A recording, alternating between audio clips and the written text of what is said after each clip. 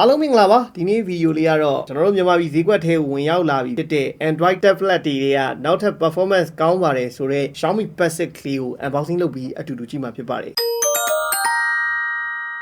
Xiaomi Passive ဆိုတာတကယ်တမ်းပြောရမယ်ဆိုရင်တော့ကျွန်တော်တို့ Mi Band 5ကိုပို့ပြီးတော့ပြည့်စုံ perfect ဖြစ်အောင်ထုတ်ပေးလိုက်တဲ့ version တစ်ခုလို့ပြောလို့ရပါတယ်။စွမ်းဆောင်ရည်ပိုင်း display ပိုင်း battery camera အထားသို့ big quality တွေအားလုံးမှာရခင် Band 5မှာလိုအပ်ချက်ရှိတဲ့အရာတွေအားလုံးကိုပြည့်စုံအောင်လုပ်ပေးလိုက်တယ်ဆိုရင်ပုံမှန်ပါပဲ။ Mi Band 5ကိုအသုံးပြုခဲ့တဲ့အချိန်တုန်းကကျွန်တော်တို့ display ပိုင်းကိုအားမရခဲ့တဲ့သူတွေအတွက်ဒီနေ့မှာဆိုရင်တော့ Passive ရဲ့ display လေးမှာဆိုရင် IPS LCD ကိုအသုံးပြုပေးထားတာမှန်ပေမဲ့17လက်မရှိတဲ့မျက်နှာပြင်မှာပဲ 2.8K resolution refresh rate အနေနဲ့ 144Hz ပါဝင်ပြီးတော့ Band 5မှာရခဲ့တဲ့ feature တွေဖြစ်တဲ့ DCI-P3 HDR10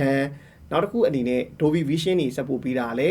display ပိုင်းအနေနဲ့ပြည်စုံလုံလောက်တာဖြစ်တယ်အလင်းရောင်နေတဲ့အချိန်ဒါမှမဟုတ်ညပိုင်းအချိန်တွေမှာ tablet အသုံးပြုတာမှာဒါ display ကနေထွက်လာနိုင်တဲ့ blue light တွေကိုကာကွယ်ဖို့ရတယ်လေ Tab Bright Lens ကနေပြီးတော့ certify ရထားတဲ့ blue light eye protection system ပါဝင်တယ်လို့ full DC dimming စပ်ပို့ပေးထားတာကိုလည်းတွေ့ရပါတယ်စွမ်းဆောင်ရည်ပိုင်းအတွက်ပါဝင်တဲ့ Snapdragon 880ရာဆိုရင်လေယခုအချိန်ထိ flagship level performance ပေးနိုင်တဲ့ SoC တစ်ခုဖြစ်တယ်လို့စွမ်းဆောင်ရည်ပိုင်းအတွက်ထောက်ပံ့ပေးနိုင်မဲ့ LPDDR5 RAM UFS 3.1ဒီပညာတွေပါဝင်တာဟာလေလုံးဝ perfect ဖြစ်စီတဲ့အချက်တစ်ခုဖြစ်ပါတယ်ကင်မရာပိုင်းအနေနဲ့30 megapixel main camera 8 megapixel selfie camera ပါဝင်လာတာကိုတွေ့ရပြီး selfie camera ကိုရခင်မျိုးဆက်လို့မဟုတ်ပဲဒါ landscape အနေထားအသုံးပြုတဲ့အချိန် online သင်ကြားမှုတွေလုပ်တဲ့နေရာမှာ perfect ဖြစ်အောင်ကင်မရာကို landscape အနေထားအလယ်နေရာမှာရွှေ့ပေးလိုက်တာဟာပုံမကောင်းမွန်တဲ့အချက်ဖြစ်တယ်လို့ mic အနေနဲ့ဆိုရင်လေလေးလုံးထည့်ပေးထားတာဟာအဆင်ပြေစေတဲ့အချက်ဖြစ်ပါတယ် big quality ဘိုင်းအတွက်ဆိုရင်လေဒါကျွန်တော်တို့aluminum frame aluminum back ကိုပဲအသုံးပြုပေးထားပြီးအထူအနေနဲ့ 6.51 inch အလေးချိန်အနေနဲ့490 gram ပဲရှိတာတွေ့ရမှာဖြစ်ပါတယ် battery ကိုလည်းပုံမကြီးမားတဲ့ 8840 mAh battery ကိုအသုံးပြုပေးထားပြီး standby ထားမယ်ဟိဆိုရင်ရက်ပေါင်း49ရက်ထိရတယ်လို့ဆိုထားပြီးတော့ quick charging စနစ်ကတော့မနစ်ကလိုပဲ33W fast charging ကိုအသုံးပြုပေးထားတာဖြစ်ပါတယ်အဲ့တော့ကျွန်တော်တို့အပြင်မှာဘယ်လိုအနေထားရှိတော့ Mi Passive လေးကို unboxing လုပ်ပြီးတော့အတူတူကြည့်လိုက်ရအောင်ပါ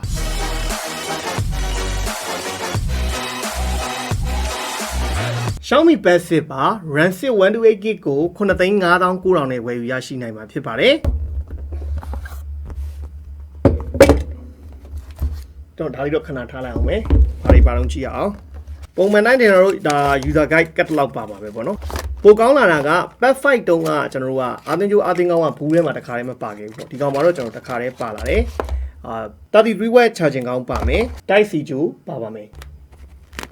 Xiaomi Passive လေးရဲ့ design color အသားနာပါဒါကတော့ကျွန်တော်တို့အပြာရောင်ပေါ့နော်အပြာနုရောင်သူကအပြာရဲ့အနက်ရဲ့အဖြူရဲ့ဆိုပြီးတော့အရောင် color 3မျိုးထွက်တယ်ပိုတိုတက်လာတာကတော့ aluminum frame aluminum back ကိုသုံးထားတာပိုမိုက်တယ်ပပပြလေးနဲ့အထူက 6.51 ဆိုတာတော်တော်ပါတဲ့ tablet တစ်လုံးလို့ပြောလို့ရပြီးတော့အလေးချိန်အနေနဲ့ဆိုရင်လည်း490 gram ပဲရှိတယ် Passive ရဲ့ပိုကောင်းလာတဲ့အချက်ကတော့ Mi Band 5ထက်ပိုပါပြီးတော့ပေါ့လာတာကိုကျွန်တော်တို့တွေ့ရတယ် screen size ကတော့ပုံမှန်တိုင်းပဲဒီကောင်က17လက်မပေါ့နော်17လက်မရှိတယ်သူကပိုကောင်းလာတာ resolution ပိုကောင်းလာတယ် refresh rate ပိုများလာတယ် color gamut ကတော့ပုံမှန်တိုင်းပဲ Dolby Vision စပ်ပို့ပေးအောင်မှာဖြစ်တယ်နောက်တစ်ခုအနေနဲ့ဒီရှေ့ဘက်ချမ်းမှာဆိုကျွန်တော်8 megapixel selfie camera လေးပေါ့နော်အရင်ကတော့ကျွန်တော်ဒီထိပ်ကြီးမှာထည့်ပေးလိုက်တာ Mi Band 5တုန်းကသူကအဲ့တုန်းကဒါမီတင်ထိုင်တဲ့လူတွေပါဆိုကိုလိုကက်လိုင်းဖြစ်တဲ့အတွက်ဒီနှစ်မှာတော့ကျွန်တော်တို့ဒီအလဲမှာပြန်ထည့်ပေးလိုက်တာပို့ပြီးတော့ဒီလိုမျိုးကျွန်တော်တို့ကထောင်သုံးရင်ပို့ပြီးတော့အဆင်ပြေတယ်ပေါ့ဗျာ landscape အနေထားနဲ့သုံးဖို့ပို့ပြီးတော့အဆင်ပြေတယ် camera band ကတော့ကျွန်တော်တို့မြင်တွေ့ဘူးတဲ့ဒါ Xiaomi 13တို့ဘာလို့က camera band design ပုံစံလေးကိုပဲပြန်သုံးပြီးတော့တက်ရလေးနဲ့တော်တော်ကြီးကိုလှတယ်ဒီကောင်က30 megapixel main camera ပါမယ်ရှေ့က8ပေါ့နော်အဲ့တော့ဒါကတော့သူ့ရဲ့ display color အနေထားတိတာတစ်ခုကကျွန်တော်တို့ Mi Band 5 Pro သုံးနေကြမှာဒီကောင်းရဲ့ display ကပို့ပြီးတော့ညံ့ညံ့ညော်ညော်ကြည့်လို့ရတယ်ပေါ့ PPI လည်းများလာတာဖြစ်တဲ့အတွက် resolution ကလည်းပို့ပြီးကောင်းလာတာလည်းပါပါတယ်ရခင်မျိုးဆက်ထက်သုံးလို့ရတဲ့ feature တွေပို့ပြီးတော့ကောင်းလာအောင်လည်းလုပ်ပေးထားတယ်ဒါကတော့ကျွန်တော်တို့အသေးစိတ် unboxing လုပ်တဲ့နေ့မှာတော့မပြောပေါ့ကျွန်တော်တို့ကြုံရင်ဒီကောင်နဲ့ tab နဲ့တွဲသုံးတဲ့အချိန်မှာဆိုဘယ်လို feature တွေပို့ပြီးတော့သုံးလို့ရတယ်နောက်ဒီ Xiaomi Passive ရဲ့ original ဒီ keyboard cover ဆိုရင် trackpad လေးပါလာပြီတနည်းအားဖြင့်ပြော mouse pad လေးပေါ့ဗျာကွန်ပျူတာလို့သုံးလို့ရအောင်ဈေးကတော့ကြီးတယ်2သိန်းခွဲဝန်းကျင်လောက်ရှိမယ်ထင်တယ်နောက်ပြီးတော့ဒီမှာသုံးလို့ရတဲ့ pan လည်း2သိန်းဝန်းကျင်လောက်ရှိလိမ့်မယ်ပေါ့နော်ဈေးတွေကလည်းပြင်းတယ်ပို့ပြီးတော့လည်း မိုက်လာတာကိုတွေ့ရပါတယ်။ကျွန်တော်သူ့ website ထဲမှာကြော်ညာထားတဲ့အတိုင်းဆိုကျွန်တော်ကapplication တစ်ခုပြိုင်လို့သုံးချင်တာဘာညာရှိရဟိဆိုရင်ဒီဘက်ကနေလက်3ချောင်းနဲ့ဆွဲလိုက်ပေါ့နော်လက်3ချောင်းနဲ့ဆွဲလိုက်ပြီးရင်နောက်ထပ်တစ်ခုရွေးလိုက်ပေါ့ဗျာဆိုကြပါစို့ဒီလိုရွေးလိုက်တယ်ပဲဆိုကြပါစို့เนาะကျွန်တော်တို့multi window သုံးရတာလဲပို့ပြီးတော့မိုက်လာတယ်သူ့ရဲ့ detail spec တွေနဲ့ဆိုရင်ကျွန်တော်တို့က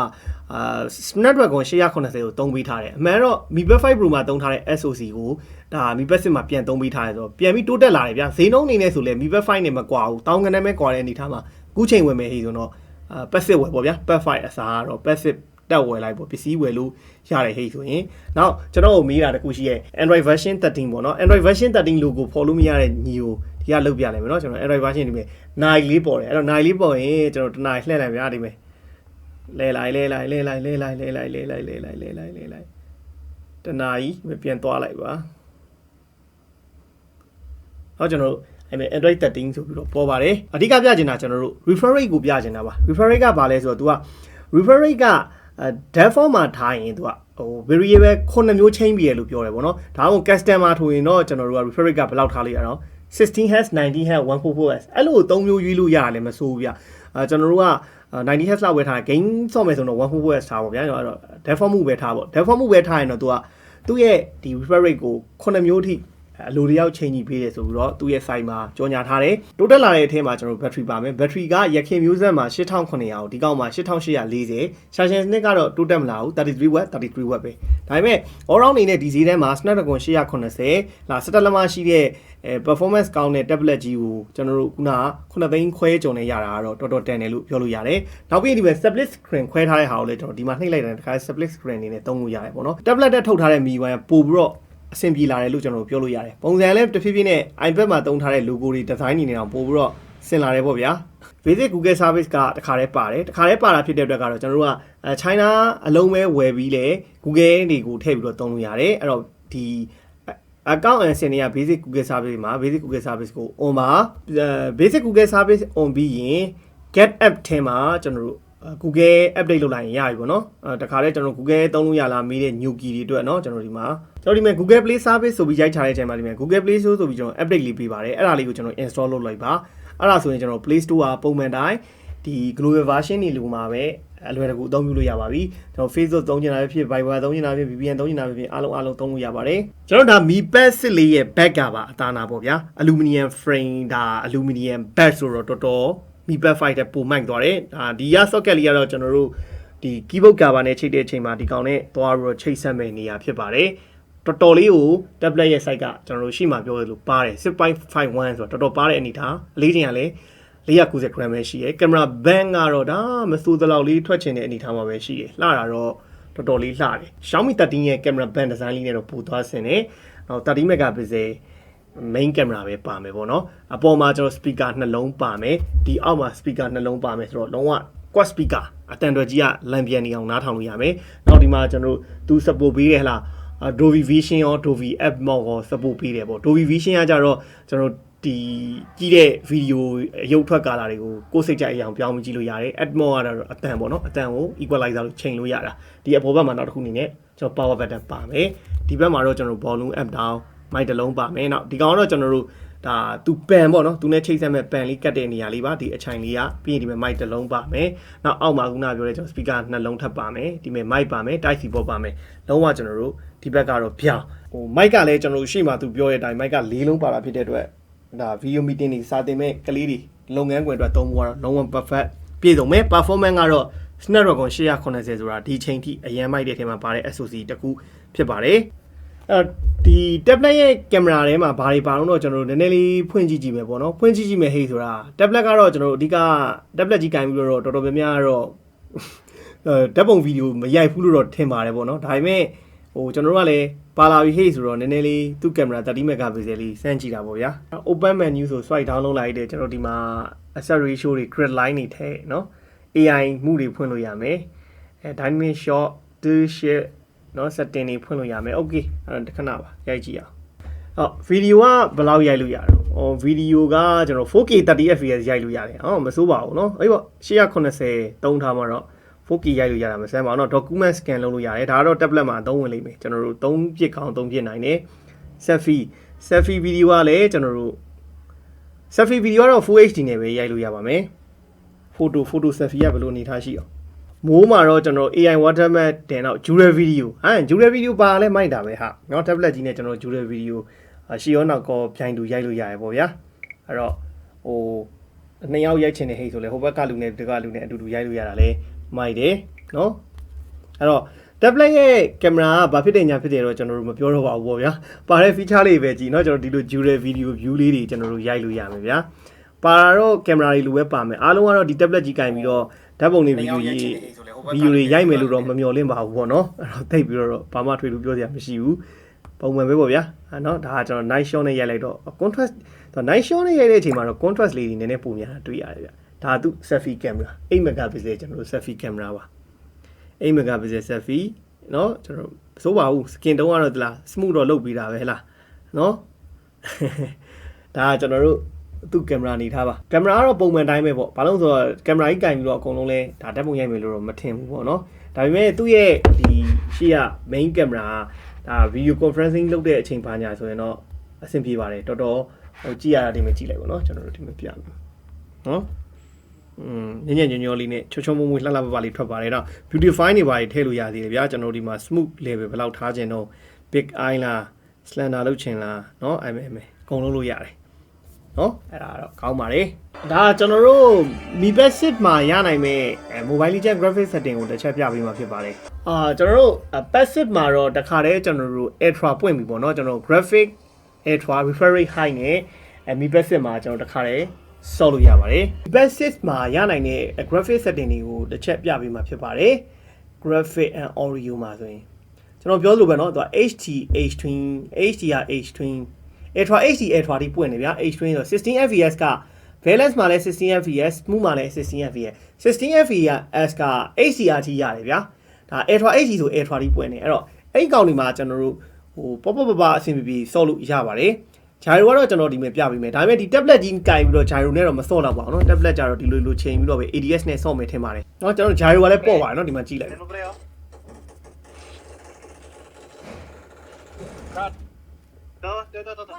နော်အဲ့တော့ဂျာရုံနဲ့ဆော့ခြင်းနဲ့သူဆိုလဲဂျာရုပါပါတယ်ဒီလိုကြီးကင်ပြီးတော့ဆော့ပါမယ်စီးရတော့တန်ပါတယ်နော်ကျွန်တော်9သိန်းခွဲကျော်ဆို9သိန်း5900ဆိုတော်တော်တန်ပါတယ်စီကာတန်တော့ရှစ်တော့မာဒီဗီယာလိုင်းတော့ကတော့ရှစ်ဒိုဗီအက်မော့ကဒီမှာပါဗျာအဲ့မဲ့ကျွန်တော်ဒီကချိန်လို့ရသေးတယ်ဟာtrying to protect your soul. We are heroes tonight. We will fly above the sky. We are heroes tonight. Yeah. We are heroes tonight. We will fly above the sky. We are heroes tonight.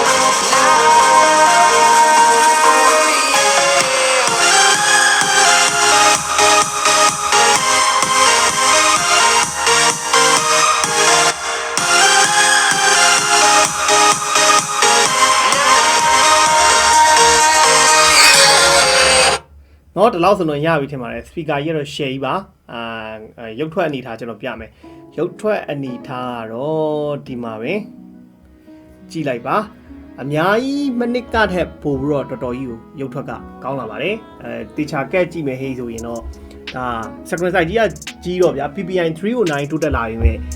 တကယ်တမ်းကက်ကြည့်ရင်တော့ဖာကျင်တယ်ဆိုပေမဲ့တိုးတက်လာတာမိနစ်ကထက်တော်တော်ကောင်းလာတယ်မိနစ်ကဆိုတာရခင်မျိုးဆက် MLBB Fighter ပို့ပြီးတော့ကောင်းလာတယ်အဲကြောင့် brightness ကအကုန်ထိမတင်ရသေးဘူးပေါ့နော်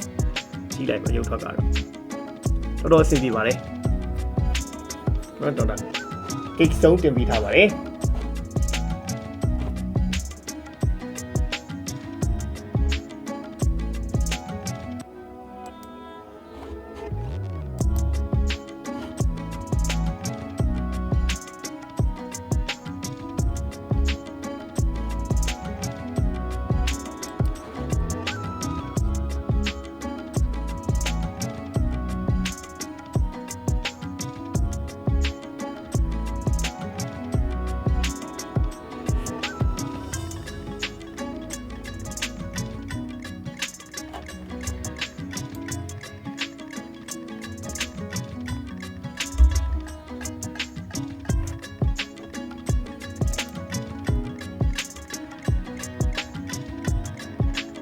ကျွန်တော်တို့မြင်တဲ့အတိုင်းပဲပေါ့နော်ပုံမှန်ဒီဈေးဝန်းကျင်ရှိရဲ့ LCD တစ်လုံးအနေနဲ့ရတဲ့